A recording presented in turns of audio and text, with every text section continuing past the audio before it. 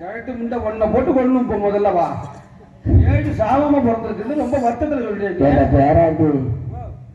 எனக்கு இந்த பாடி எடுத்துட்டு சொன்ன உள்ளுப்பாடி மகாராஷ்டிரத்தை சொல்லி ஆகிட்டு வேடா.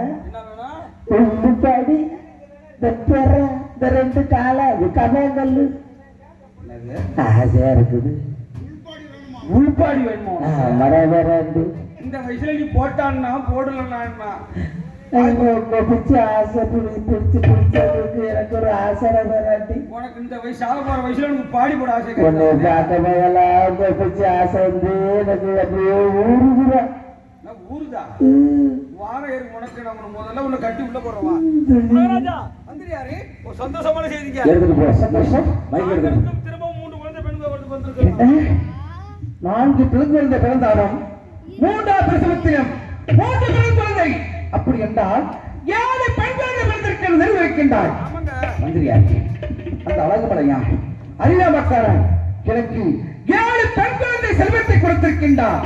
இனிமேல் இந்த நாட்டு மக்கள் எல்லாம் என்னை பற்றி இழிவாக பேசிக் கொண்டிருந்தார்களே, அவர்களுக்கு நினைத்தபடி அந்த அரியாமக்காரன் அழகுமலையான் எனக்கு 7 பெண் குழந்தை செல்வத்தை கொடுத்திருக்கின்றார். ஆமாங்க மந்திரியாரே, 1 குழந்தை பிறந்த விஷயத்தை நாட்டு மக்களுக்கெல்லாம் அது சீக்கிரமாக சென்று பெண் குழந்தை பிறந்திருக்கின்ற என்று அது சீக்கிரமாக பலனளித்து வாருங்கள்.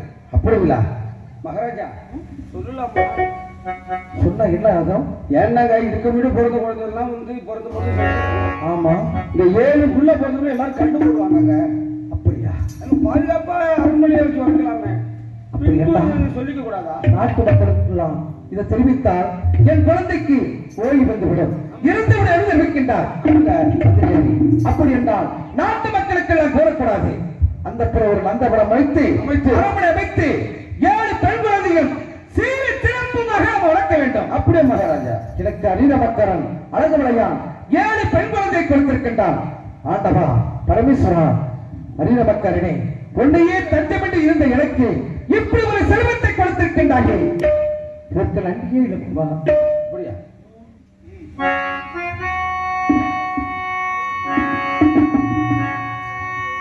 பூ போலே ஒரு புன்னகையில்